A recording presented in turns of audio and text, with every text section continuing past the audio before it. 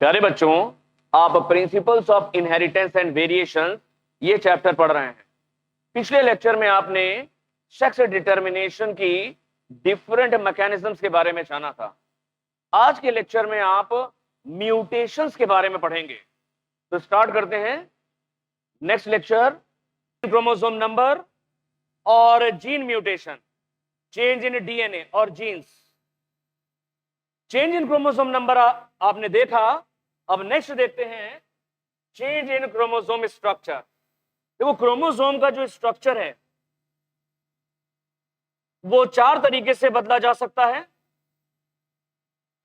Deletions, duplications, ट्रांसलोकेशंस and इनवर्जन्स। तो chromosome का structure चार तरीके से बदला जा सकता है: डिलीशंस, डुप्लीकेशंस, ट्रांसलोकेशन और inversion. Change in chromosome structure can be done by the following methods. इनमें सबसे पहले हम लोग देखते हैं डिलीशन। डिलीशंस में बेटा क्रोमोसोम का कोई पार्ट लॉस हो जाता है। There is loss of some part of chromosome. Deletion में loss of some part of chromosome. Diploid organisms में तुम जानते हो क्रोमोसोम से जोड़े में पाए जाते हैं। डिप्लॉयड ऑर्गेनिजम्स में क्रोमोसोम जोड़े में पाए जाते हैं। डिलीशन में होता क्या है, क्रोमोसोम का कोई पार्ट टूट जाता है। मान लो क्रोमोसोम का इतना हिस्सा, ये वाले क्रोमोसोम का इतना हिस्सा टूट गया। Loss of some part of chromosome, chromosome का कुछ हिस्सा टूट जाता है। तो deletion is loss of some part of chromosome. ये डिलीशन दो तरीके से हो सकता है, या तो ये टर्मिनल होगा या इंटरकैलरी होता है। अगर क्रोमोसोम के बीच का कोई हिस्सा टूट जाए तो यह कहलाता है इंटरकैलरी, और अगर क्रोमोसोम का किनारे का कोई हिस्सा टूट के अलग हो जाए तो यह कहलाता है टर्मिनल। तो डिलीशन दो तरीके का हो सकता है, टर्मिनल और इंटरकैलरी। डिलीशन में सेंट्रोमियर की पोजीशन चेंज हो जाती है। यह है क्रोमोसोम का सेंट्रोमियर। तो क्रोमोसोम का कोई पार्ट डिलीट होने से जो सेंट्रोमियर है इसकी पोजीशन चेंज होती है। अभी मान लो ये सेंट्रोमियर बिल्कुल बीचों बीच में है, ये आर्म और ये आर्म बराबर हैं। इस वाले क्रोमोसोम में इतना पार्ट डिलीट हो गया, टूट करके अलग हो गया, तो सेंट्रोमियर की पोजीशन अब सेंटर में नहीं रह गई। ये आर्म छोटा हो गया, ये आर्म बड़ा हो गया। तो डिलीशन की वजह से सेंट्रोमियर की जो पोजीशन है वो बदल सकती है। अगर एक क्रोमोसोम में डिलीशन हो जाए तो उसी जोड़े के दूसरे क्रोमोसोम में लूप का फॉर्मेशन हो जाता है। कैसे हो जाता है? मान लो ये होमोलॉगस क्रोमोसोम है। होमोलॉगस क्रोमोसोम एक जैसे क्रोमोसोम होते हैं। एक जीन के दो एलील्स, एक एलील एक क्रोमोसोम पर और एक जोड़े के दूसरे क्रोमोसोम पर होता है। यह क्रोमोसोम का जोड़ा है। तो जो देखो, इसमें मान लो जीन्स है ए बी सी और D, E F G H, ये जीन्स लगे हैं। ये डोमिनेंट फॉर्म में डोमिनेंट है और इधर उस जीन का रिसेसिव फॉर्म है। स्मॉल ए small B, small C small D, small ई स्मॉल एफ, स्मॉल जी स्मॉल एच। कहता क्या है? Deletion in one chromosome of A homologous pair. ये एक होमोलॉगस पेयर है, एक क्रोमोसोम का जोड़ा है। इसमें से एक क्रोमोसोम में अगर कोई डिलीशन हो जाए, मान लो यहां से डिलीट हो गया ये एफ और जी, ये एफ और जी डिलीट होकर के निकल गया। अब चूंकि 20 से निकला है ये, तो ये कौन सा डिलीशन हुआ, टर्मिनल हुआ या इंटर कैलरी? 20 से निकला है तो ये इंटर कैलरी है। मान लो एफ और जी, ये वाला टुकड़ा क्रोमोसोम का टूट के अलग हो गया, डिलीशन हो गया। अब डिलीशन हो गया तो दूसरे क्रोमोसोम में लूप का फॉर्मेशन होगा। लूप का फॉर्मेशन क्यों होगा? क्योंकि ए के सामने कैपिटल ए के सामने स्मॉल ए, कैपिटल बी के सामने स्मॉल बी, कैपिटल सी के सामने स्मॉल सी, कैपिटल डी के सामने स्मॉल डी, ऐसे कैपिटल ई के सामने स्मॉल ई और कैपिटल एच के सामने स्मॉल एच आएगा। तो इस वाले क्रोमोसोम में डिलीशन हो गया। अब तो ये ऐसे हो जाएगा, ये तो ऐसे हो गया। यहां पर तो सेम है, यहां पर कुछ नहीं हुआ, ए बी सी डी ये सारे जीन्स वैसे ही हैं, लेकिन इसमें से एफ और जी निकल गया तो ये हो जाएगा ई और एच। यहां पर ई और एच हो गया। अब ई के सामने ई आना है और एच के सामने एच आना है, तो कैसे आ पाएगा? लूप बनाना पड़ेगा। तो होमोलॉगस क्रोमोसोम के जोड़े में अगर एक क्रोमोसोम में डिलीशन हो जाए तो दूसरे क्रोमोसोम में लूप बन जाता है, दूसरे क्रोमोसोम में लूप बन जाता है। ये देखो लूप बन गया। लूप क्यों बना? क्योंकि ई के सामने ई आना है और एच के सामने एच आना है, और एफ और जी यहां पर आ गए लूप में, इधर है, ये लूप बन गया। तो एक जोड़े के, एक होमोलॉगस पेयर में एक क्रोमोसोम में अगर डिलीशन होता है तो दूसरे वाले क्रोमोसोम में लूप का फॉर्मेशन होता है। लूप का फॉर्मेशन क्यों होता है? क्योंकि ई के सामने ई आना है और एच के सामने एच, एच के सामने एच तभी आएगा जब ये लूप बनेगा। तो deletion in one chromosome of A homologous pair results in loop formation. एक होमोलॉगस क्रोमोसोम, होमोलॉगस पेयर के एक क्रोमोसोम में डिलीशन हो जाने से दूसरे में लूप बन जाता है। जो रिसेसिव एलील्स हैं, यहां पर स्मॉल एफ और स्मॉल जी, कैपिटल एफ और कैपिटल जी तो निकल गया। जो स्मॉल एफ और स्मॉल जी हैं ये एक्सप्रेस हो जाते हैं लूप के अंदर। जो रिसेसिव एलील्स हैं लूप में ये एक्सप्रेस हो जाते हैं। इसको हम स्यूडो डोमिनेंस कहते हैं, इसको हम स्यूडो डोमिनेंस कहते हैं। डिलीशन के एग्जाम्पल ध्यान रखना, ये पूछे जाते हैं। डिलीशन का एग्जाम्पल है पहला, notched wing margin in Drosophila. Drosophila कुछ ऐसी होती जिनके पंख के किनारे कटे फटे होते हैं। ऐसा कैसे हो जाता है? Due to deletion of a segment of X chromosome. Drosophila के एक्स क्रोमोसोम का कुछ हिस्सा टूट जाने से, डिलीट हो जाने से ड्रोसोफिला के जो विंग्स की मार्जिन है वो नॉच्ड हो जाती हैं, कटी फटी हो जाती हैं। तो notched wing margin in Drosophila ये डिलीशन का एग्जांपल है। इसमें क्या डिलीट हो रहा है? एक्स क्रोमोसोम का कुछ हिस्सा टूट के अलग हो जाता है, जिसकी वजह से बनती है नॉच्ड विंग मार्जिन। दूसरा एग्जांपल इंपॉर्टेंट है, क्राई डू चैट सिंड्रोम, या इसे हम कैट्स क्राई सिंड्रोम कहते हैं। ये ह्यूमन बींग्स में होता है। ह्यूमन बींग्स में एक सिंड्रोम, एक बीमारी है, क्राई डू चैट सिंड्रोम या कैट्स क्राई सिंड्रोम। जब बच्चा रोता है तो बिल्ली के रोने जैसी आवाज निकलती है। ये कैसे हो जाता है? Due to deletion of half of the short arm of fifth chromosome. जो फिफ्थ क्रोमोसोम है, फिफ्थ क्रोमोसोम के, तो जो फिफ्थ क्रोमोसोम है इसमें एक शॉर्ट आर्म होता है, एक लॉन्ग आर्म, ऐसे होता है। ह्यूमन बीइंग का जो फिफ्थ नंबर, पांचवा जोड़ा है क्रोमोसोम का, ह्यूमन बीइंग का क्रोमोसोम का जो पांचवा जोड़ा है, फिफ्थ क्रोमोसोम का जोड़ा है, उसमें होता क्या है? उसमें ये जो शॉर्ट आर्म है, ये शॉर्ट आर्म है और ये लॉन्ग आर्म है। शॉर्ट आर्म थोड़ा सा टूट जाने से, half of the short arm, आधा शॉर्ट आर्म टूट जाने से, डिलीट हो जाने से cry do chat syndrome develop करता है। तो नॉच्ड विंग मार्जिन ड्रोसोफिला में ड्रोसोफिला के एक एक्स क्रोमोसोम में थोड़ा टुकड़ा टूट जाने से पैदा होते हैं, और क्राइडुचैट सिंड्रोम्स ह्यूमन बीइंग में ये क्रोमोसोम जो फिफ्थ क्रोमोसोम है उसके छोटे आर्म का, शॉर्ट आर्म का आधा हिस्सा टूट जाने से डेवलप करता है। तो डिलीशन को फाइनली याद करो, डिलीशन क्या होता है?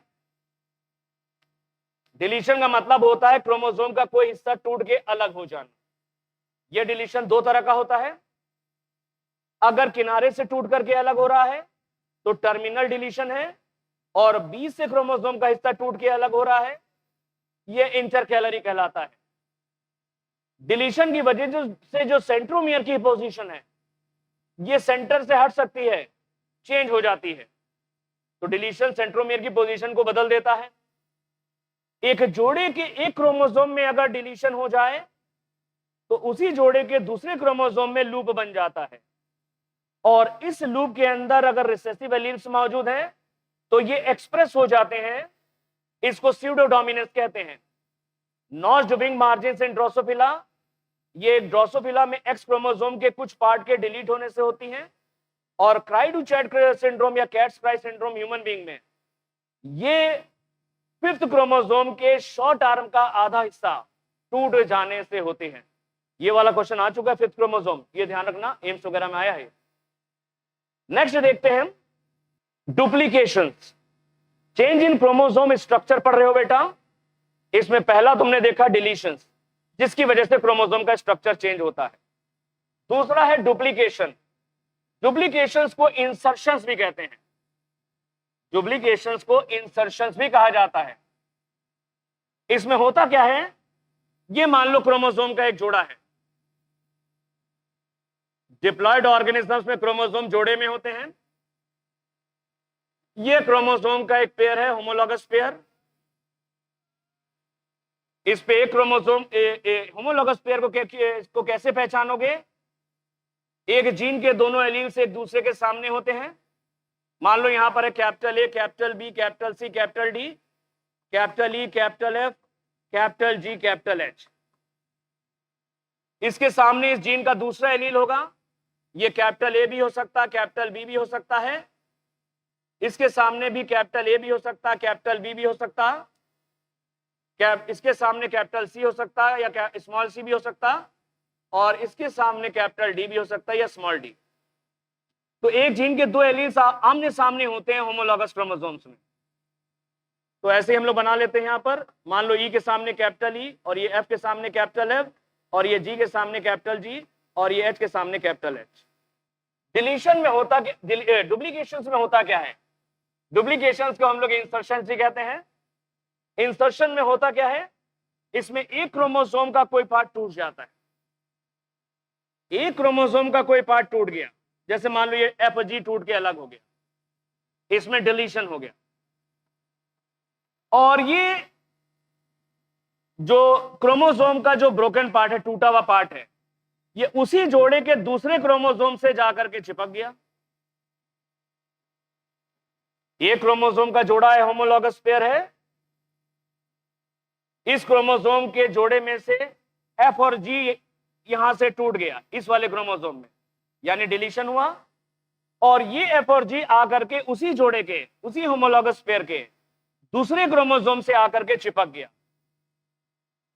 ये एफ और जी यहां से निकल करके आकर के इसमें चिपक गया, तो एफ और जी पहले से ही था, यहां पे एक और एफ और जी और आ गया। इसे कहते हैं हम डुप्लीकेशन। डुप्लीकेशन बोलेंगे, या इसे इंसर्शन भी कह सकते हो, या इसे इंसर्शन भी कहते हैं। तो वन क्रोमोसोम शोज डिलीशन, एक क्रोमोसोम ने डिलीशन शो किया, एक क्रोमोसोम का कोई हिस्सा टूट करके अलग हुआ। वाइल अदर होमोलॉगस क्रोमोसोम, उसी जोड़े का दूसरा chromosome shows duplication of gene, ये टुकड़ा आकर के उसी जोड़े के दूसरे क्रोमोसोम से आके चिपक गया। तो एफ और एफ जी जीन्स पहले से थे इसके पास, और ये वाले जीन्स फिर से आकर के ऐड हो गए। ये कहलाएगा डुप्लीकेशन या इंसर्शन कहलाता है। अब देखो, डुप्लीकेशन या इंसर्शन की वजह से सेंट्रोमियर की पोजीशन दोनों क्रोमोसोम में चेंज हो जाती है। अरे इतना हिस्सा टूट गया, तो ये क्रोमोसोम छोटा हो जाएगा, ऐसे हो जाएगा। ये वाला क्रोमोसोम तुमने देखा, इसमें से एफ और जी निकल गया। अब तो ये ऐसा हो जाएगा, ए बी सी डी, इसमें से एफ जी निकल गया, इसके पास क्या बचा, ई और एच। तो ये क्रोमोसोम छोटा हो गया, ई और एच बचा। अब दूसरा क्रोमोसोम देखो, दूसरे क्रोमोसोम में तुमने देखा यह ए बी सी और डी, लेकिन ये इसमें आकर के इसका टुकड़ा आकर के इसमें जाकर के चिपक गया। तो यहां पर क्या है देखो, ई एफ जी, ये तो एफ जी है, ये भी तो एफ जी आकर के चिपक गया इधर। फिर आएगा एफ और जी और लास्ट में एच, लास्ट में एच। तो ये तुमने देखा दोनों ही क्रोमोसोम्स में सेंट्रोमियर की जो पोजीशन है वो चेंज हो गई। दोनों ही क्रोमोसोम्स में, होमोलॉगस क्रोमोसोम्स में सेंट्रोमियर की पोजीशन चेंज हो गई। तो position of centromere changes in both the chromosomes. Duplication का एग्जांपल है बेटा बार आई डेवलपमेंट इन ड्रोसोफिला। ड्रोसोफिला में जो बार आई का डेवलपमेंट होता है वो डुप्लीकेशन की वजह से होता है। कौन से जीन का डुप्लीकेशन हो जाता है, duplication of B gene in X chromosome. X chromosome में दो बी जीन्स हो जाते हैं, बी जीन के डुप्लीकेशन से होता है। तो ड्रोसोफिला के एक्स क्रोमोसोम में बी जीन दो हो जाते हैं, डुप्लीकेशन हो जाता है, जिसकी वजह से ड्रोसोफिला में बार आई डेवलप करती है। तो दो तरीके तुमने जाने, डिलीशन और डुप्लीकेशन, जो क्रोमोसोम के स्ट्रक्चर को चेंज करते हैं। नेक्स्ट देखते हैं ट्रांसलोकेशन। देखो डुप्लीकेशन और ट्रांसलोकेशन में एक डिफरेंस होता है, इसको जरा समझना है। डुप्लीकेशन में हमने तुमको बताया कि एक क्रोमोसोम में डिलीशन होता है और उसी जोड़े के दूसरे क्रोमोसोम में इंसर्शन होता है, या कह लो डुप्लीकेशन होता है। वहां पर एक ही क्रोमोसोम का जोड़ा होता है, उस जोड़े के एक क्रोमोसोम में डिलीशन हुआ और उसी जोड़े के दूसरे क्रोमोसोम में डुप्लीकेशन यानी इंसर्शन होता है। ये तो डुप्लीकेशन में तुमने जाना था। ट्रांसलोकेशन में जरा देखो, यहां पर दो क्रोमोसोम के जोड़े की बात करेंगे। एक क्रोमोसोम का जोड़ा सपोज करो ये है,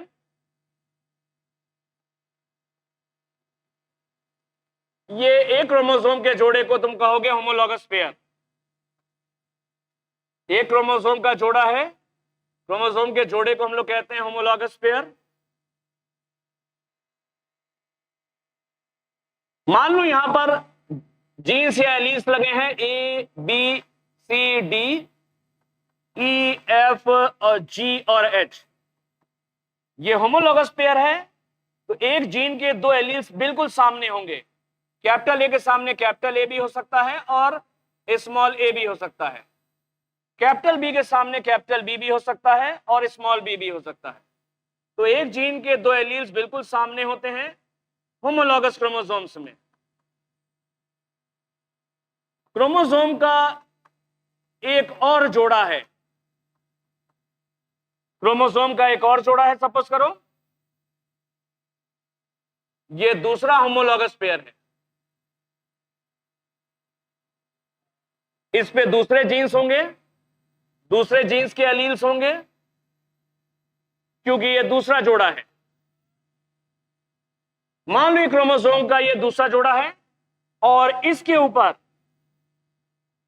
जो जीन्स या एलील्स लगे हुए हैं वो है 1 2 3 4 5 6 7 8। ये जीन्स और एलील्स यहां पर लगे हैं। 1 के सामने 1 है, 2 के सामने 2, 3 के सामने 3, 4 के सामने 4। इस तरीके से ये जीन्स के एलील्स लगे हुए हैं। तो यहां पर हम दो क्रोमोसोम के जोड़े की बात कर रहे हैं, जबकि डुप्लीकेशन में एक ही क्रोमोसोम का जोड़ा था।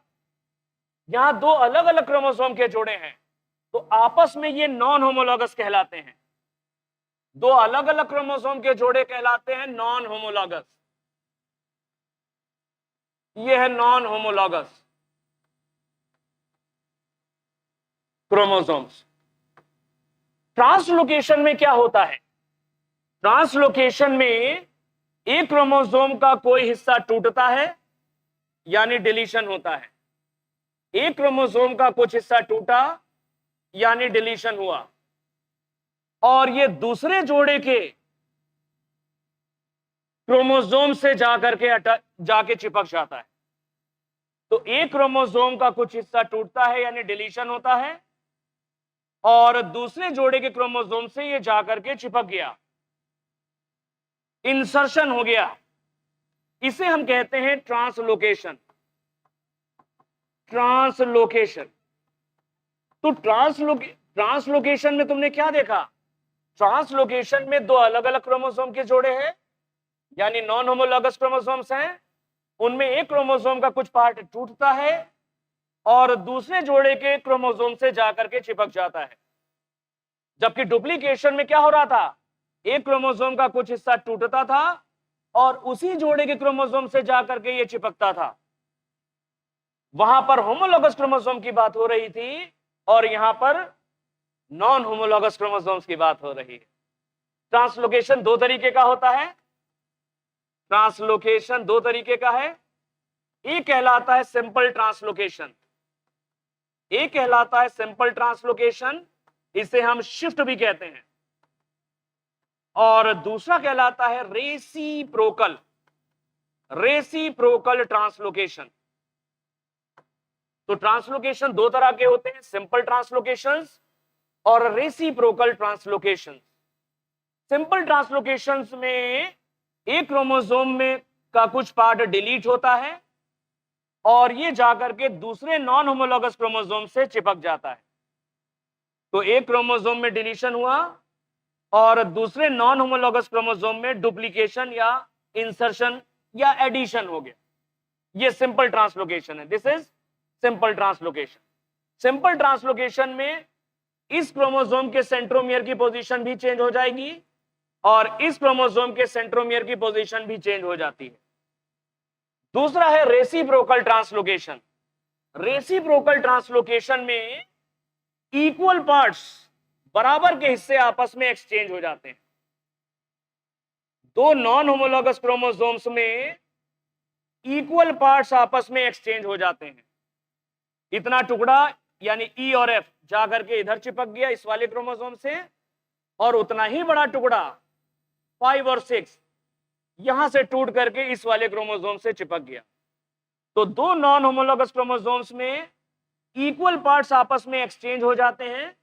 इसको कहते हैं reciprocal translocation. Reciprocal translocation. Reciprocal translocation में सेंट्रोमियर की पोजीशन नहीं बदलती क्योंकि बराबर के हिस्से आपस में एक्सचेंज होते हैं, इसलिए सेंट्रोमियर की पोजीशन चेंज नहीं होती, ना इस क्रोमोसोम में ना ये वाले क्रोमोसोम में। तो डुप्लीकेशन में एक होमोलॉगस क्रोमोसोम के जोड़े की बात हो रही है, एक क्रोमोसोम का कोई पार्ट डिलीट हुआ और उसी जोड़े के दूसरे क्रोमोसोम से जाके चिपक गया। जबकि ट्रांसलोकेशन में दो अलग अलग क्रोमोसोम के जोड़े हैं, आपस में नॉन होमोलॉगस कहलाते हैं। एक क्रोमोसोम का कोई पार्ट टूटता है और दूसरे जोड़े के क्रोमोसोम से जाके चिपक जाता है। एक क्रोमोसोम का कोई पार्ट टूटा और दूसरे नॉन होमोलॉगस क्रोमोसोम से जाकर के चिपक गया, यह सिंपल ट्रांसलोकेशन यानी शिफ्ट कहलाता है, और बराबर के हिस्से आपस में एक्सचेंज हो जाते हैं, ये रेसिप्रोकल ट्रांसलोकेशन है। इसको जरा देखो बेटा, अच्छे समझना जरा। तो ट्रांसलोकेशन में तुमने देखा some part of a chromosome breaks off, chromosome का कुछ हिस्सा टूट जाता है and attaches to other non homologous chromosome, दूसरे जोड़े के क्रोमोसोम से जाकर के चिपक जाता है। दूसरे जोड़े का क्रोमोसोम मतलब नॉन होमोलॉगस। ट्रांसलोकेशन दो तरह का है, सिंपल ट्रांसलोकेशन यानी शिफ्ट, इसमें एक क्रोमोसोम में डिलीशन होता है जबकि दूसरे नॉन होमोलॉगस क्रोमोसोम में इंसर्शन यानी एडिशन होता है जीन्स का। सेंट्रोमियर की पोजीशन दोनों में चेंज हो जाएगी, जिस क्रोमोसोम में डिलीशन हुआ है उसमें भी, और जिसमें एडिशन यानी इंसर्शन हुआ है उस क्रोमोसोम में भी चेंज हो जाती है। रेसिप्रोकल ट्रांसलोकेशन में क्या होता है, इक्वल पार्ट्स आर एक्सचेंज, बराबर के हिस्से आपस में एक्सचेंज हो जाते हैं नॉन होमोलॉगस क्रोमोसोम्स के बीच में। दो नॉन होमोलॉगस क्रोमोसोम्स में बराबर के हिस्से आपस में चेंज हो जाते हैं।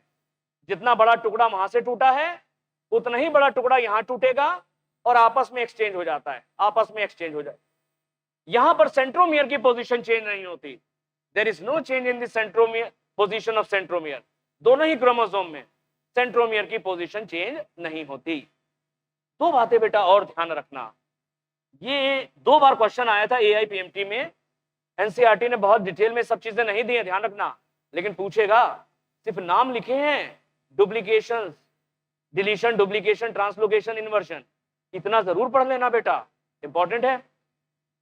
ये क्वेश्चन 2 बार आया है, पहले काफी आया है एआईपीएमटी में कि रेसिप्रोकल ट्रांसलोकेशन में मल्टीवेलेंट का फॉर्मेशन होता है during crossing over. Crossing over के दौरान रेसिप्रोकल ट्रांसलोकेशन में मल्टीवेलेंट्स बनते हैं। अब इसको क्या होता है, इसको जरा समझो पहले, इसको जरा समझो पहले। एक छोटा सा एग्जांपल लेते हैं। 2 क्रोमोसोम के जोड़े हैं, एक क्रोमोसोम का जोड़ा ये है, मान लो यहां पर स्मॉल ए है और यहां पर भी स्मॉल ए है, यहां पर स्मॉल बी है और यहां पर भी स्मॉल बी है, ये क्रोमोसोम का जोड़ा है। दूसरा एक और क्रोमोसोम का जोड़ा है, यहां पर स्मॉल सी है, यहां पे स्मॉल या सी, यहां स्मॉल डी या स्मॉल डी। 2 अलग अलग क्रोमोसोम के जोड़े हैं, तो आपस में कैसे हुए, होमोलॉगस या नॉन होमोलॉगस? 2 अलग अलग क्रोमोसोम के जोड़े हैं बेटा, ये आपस में नॉन होमोलॉगस हैं। कैसे हैं ये आपस में नॉन होमोलॉगस हैं। अब मान लो इन 2 क्रोमोसोम के बीच में क्या हो गया, रेसिप्रोकल ट्रांसलोकेशन हो गया। रेसिप्रोकल ट्रांसलोकेशन का मतलब इक्वल पार्ट्स एक्सचेंज हो गए।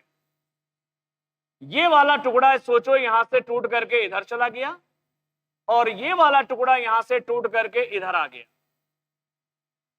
इक्वल पार्ट्स एक्सचेंज हो गए नॉन होमोलॉगस क्रोमोसोम्स के बीच में। तो ये ऐसे हो जाएगा, पहले वाले में कुछ नहीं हुआ, पहला वाला ऐसे ही रहेगा,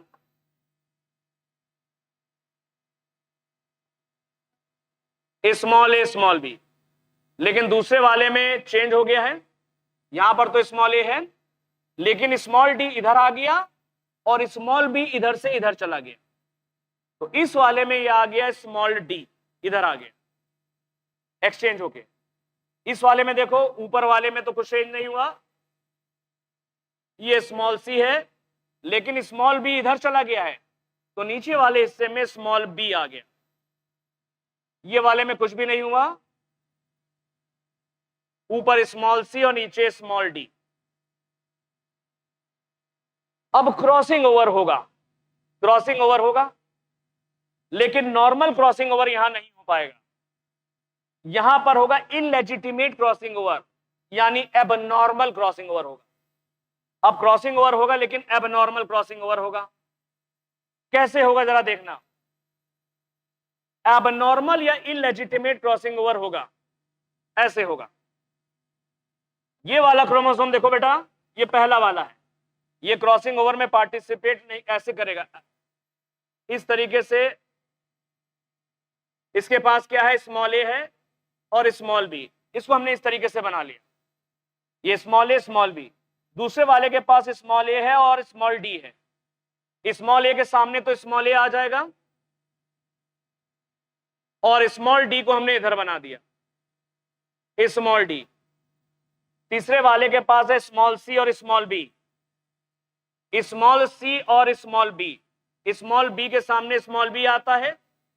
एक जीन के 2 एलील आपस में एक दूसरे के सामने आएंगे क्रॉसिंग ओवर के दौरान, और स्मॉल बी के साथ क्या है, स्मॉल बी के साथ है स्मॉल सी, स्मॉल सी यहां आ गया। चौथे वाले में क्या है, small C small D, small C के सामने स्मॉल सी आ गया और स्मॉल डी के सामने स्मॉल डी आ गया।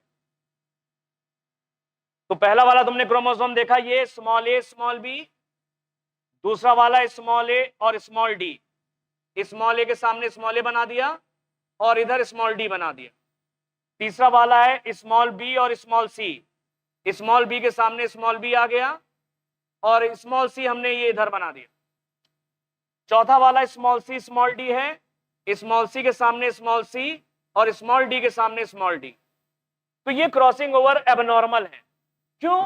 क्योंकि क्रॉसिंग ओवर में 4 क्रोमोसोम्स पार्टिसिपेट कर रहे हैं।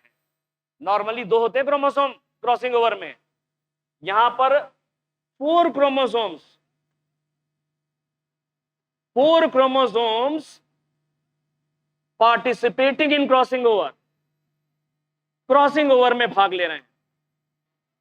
4 क्रोमोसोम भाग ले रहे हैं 2 की जगह पर। 4 क्रोमोसोम्स कहेंगे मल्टीवेलेंट्स। 4 क्रोमोसोम का मतलब मल्टीवेलेंट्स। तो रेसिप्रोकल ट्रांसलोकेशन में मल्टीवेलेंट्स का फॉर्मेशन होता है ड्यूरिंग क्रॉसिंग ओवर। यहां पर टोटल 4 क्रोमोसोम्स पार्टिसिपेट कर रहे हैं। नॉर्मली 2 क्रोमोसोम पार्टिसिपेट करते हैं क्रॉसिंग ओवर में, जिन्हें बाइवेलेंट कहते हैं, बाइवेलेंट। लेकिन रेसिप्रोकल ट्रांसलोकेशन होने की वजह से 4 क्रोमोसोम क्रॉसिंग ओवर में पार्टिसिपेट कर रहे हैं, यानी मल्टीवेलेंट का फॉर्मेशन होता है। तो रेसिप्रोकल ट्रांसलोकेशन में मल्टीवेलेंट्स का फॉर्मेशन होता है। 2 से ज्यादा क्रोमोसोम पार्टिसिपेट करते हैं क्रॉसिंग ओवर में। एक रिंग लाइक स्ट्रक्चर भी बनता है। A ring like structure is found। Crossing over के दौरान एक रिंग जैसा स्ट्रक्चर भी बनता है। तो रेसिप्रोकल ट्रांसलोकेशन में 2 से ज्यादा क्रोमोसोम पार्टिसिपेट करते हैं क्रॉसिंग ओवर में, यानी मल्टीवेलेंट्स का फॉर्मेशन होता है और एक रिंग जैसा स्ट्रक्चर भी बनता है। तो ये ध्यान रखना, ये क्वेश्चन आता है। मल्टीवेलेंट्स का फॉर्मेशन रेसिप्रोकल ट्रांसलोकेशन में देखने को मिलता है।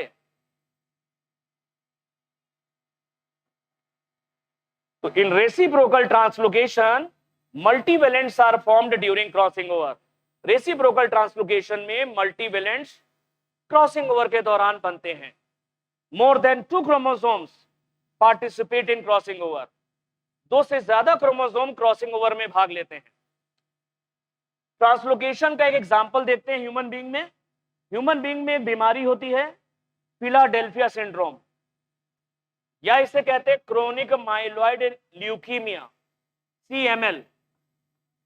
क्रोनिक माइलॉइड ल्यूकीमिया या फिलाडेल्फिया सिंड्रोम एक तरह का कैंसर है, CML।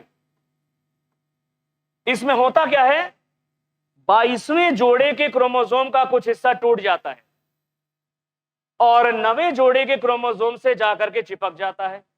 ऐसा ह्यूमन बीइंग्स में देखने को मिलता है, जिसकी वजह से यह बीमारी होती है क्रोनिक माइलॉइड ल्यूकीमिया। 22वें जोड़े के क्रोमोसोम का कुछ हिस्सा टूटता है और 9वें जोड़े के क्रोमोसोम से जाकर के अटैच कर जाता है। तो 22 और 9 2 अलग अलग क्रोमोसोम के जोड़े हैं, नॉन होमोलॉगस हैं, यह ध्यान रखना। नेक्स्ट देखते हैं चेंज इन क्रोमोसोम स्ट्रक्चर में। चेंज इन क्रोमोसोम स्ट्रक्चर में नेक्स्ट देखते हैं बेटा इन्वर्जन। क्रोमोसोम का स्ट्रक्चर इन्वर्जन की वजह से भी बदलता है। ये इन्वर्जन का मतलब क्या होता है जरा समझो। इसमें एक क्रोमोसोम का कुछ हिस्सा टूट जाता है। मान लो ये क्रोमोसोम है, इसके ऊपर है A B C D E F G H। एक क्रोमोसोम का कुछ हिस्सा टूटता है, मान लो FG टूट गया और 180 पर यह घूम जाता है, 180 डिग्री पर यह घूम जाता है और उसी क्रोमोसोम से चिपक जाता है। एक क्रोमोसोम का कुछ पार्ट टूटता है, 180 डिग्री पर यह घूमता है और उसी क्रोमोसोम से चिपक जाता है। Some part of a chromosome breaks off, rotates at 180 degree and attaches to the same chromosome। उसी क्रोमोसोम से चिपक जाता है, इसे इन्वर्जन कहते हैं। इन्वर्जन की वजह से क्रोमोसोम का स्ट्रक्चर चेंज हो गया। अब जीन का सीक्वेंस क्या हो जाएगा? जीन का सीक्वेंस हो जाएगा A capital B capital C capital D capital E, ये घूम गया है तो हो जाएगा कैपिटल जी कैपिटल एफ और एच कैपिटल एच, ये हो गया। पहले एफ और जी था, अब क्या हो गया? जी और एफ हो गया। क्या हो गया? जी और एफ हो गया। इसे बोलते हैं इन्वर्जन। तो इन्वर्जन में एक क्रोमोसोम का कुछ पार्ट टूटता है, 180 डिग्री पर घूमता है और उसी क्रोमोसोम से चिपक जाता है। इन्वर्जन दो तरह का होता है, पैरासेंट्रिक इन्वर्जन और पेरीसेंट्रिक इन्वर्जन। पैरासेंट्रिक इन्वर्जन में सेंट्रोमियर पार्टिसिपेट नहीं करता, सेंट्रोमियर का कोई पार्टिसिपेशन नहीं होता। ये क्रोमोसोम का कुछ हिस्सा टूटा, 180 डिग्री पर घूम जाता है और उसी क्रोमोसोम से जाके चिपक जाता है। जो टूटा वाला पार्ट है इसमें सेंट्रोमियर नहीं होता, इसमें सेंट्रोमियर नहीं होता। ये कहलाता है पैरासेंट्रिक, इसको कहते हैं पैरासेंट्रिक इन्वर्जन। दूसरा क्या हो सकता है? एक क्रोमोसोम का कुछ हिस्सा टूटा, मान लो यहां से टूटा इतना हिस्सा, ऐसे, और 180 पर यह घूम जाए और उसी क्रोमोसोम से फिर जाके चिपक जाए। इसमें सेंट्रोमियर भी इन्वॉल्व है, जो टूटा हुआ टुकड़ा है उसमें सेंट्रोमियर भी मौजूद है, तो ऐसा इन्वर्जन कहलाता है पेरीसेंट्रिक। तो पैरासेंट्रिक इन्वर्जन में सेंट्रोमियर इन्वॉल्व नहीं होता, जो टूटा हुआ पार्ट है क्रोमोसोम का उसमें सेंट्रोमियर नहीं होता। जबकि पेरीसेंट्रिक इन्वर्जन में, यह है पेरीसेंट्रिक इन्वर्जन, पेरीसेंट्रिक इन्वर्जन में जो क्रोमोसोम का टूटा वाला पार्ट है ये, उसमें सेंट्रोमियर भी शामिल है। तो जब ये टूटेगा और 180 पर रोटेट करेगा और उसी क्रोमोसोम से चिपक जाएगा, तो क्या सीक्वेंस हो जाएगा जरा देखो। पहले तो हो गया कैपिटल ए, फिर हो गया कैपिटल बी, ये टूटने के बाद ऐसे घूम गया तो कैपिटल ई ऊपर चला जाएगा, कैपिटल ई ऊपर चला गया, कैपिटल ई के बाद क्या आएगा? कैपिटल डी और कैपिटल सी। कैपिटल ई ऊपर चला गया, कैपिटल ई के बाद सेंट्रोमियर आ जाएगा, फिर आएगा capital D capital C, capital D capital C, और फिर बाद में F G H, F G H, ये हो गया। तो एक क्रोमोसोम का कुछ हिस्सा टूटा जिसमें सेंट्रोमियर भी शामिल था, 180 डिग्री पर घूम गया और उसी क्रोमोसोम से चिपक गया। क्योंकि सेंट्रोमियर भी है तो ये पेरीसेंट्रिक इन्वर्जन है। कैपिटल ए कैपिटल बी तो ऐसे ही रहा, ये टुकड़ा घूम जाएगा तो कैपिटल ई, फिर कैपिटल ई के बाद सेंट्रोमियर, फिर कैपिटल डी, फिर कैपिटल सी, कैपिटल ई के बाद सेंट्रोमियर, फिर कैपिटल डी और कैपिटल सी, ये आ गया। एफ जी एच फिर आ गया नीचे, एफ जी एच आ गया। तो यहां पर सेंट्रोमियर की पोजीशन चेंज हो गई। क्यों? क्योंकि यहां पर 3 है, एक यहां पर 3 जीन्स है और यहां पर ज्यादा है, 1 2 3 4 5 हो गए, तो यहां पर सेंट्रोमियर की पोजीशन चेंज हो गई।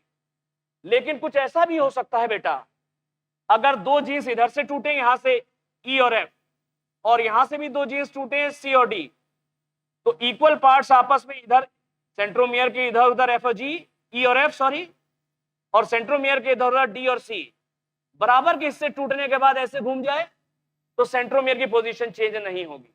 फिर से समझो,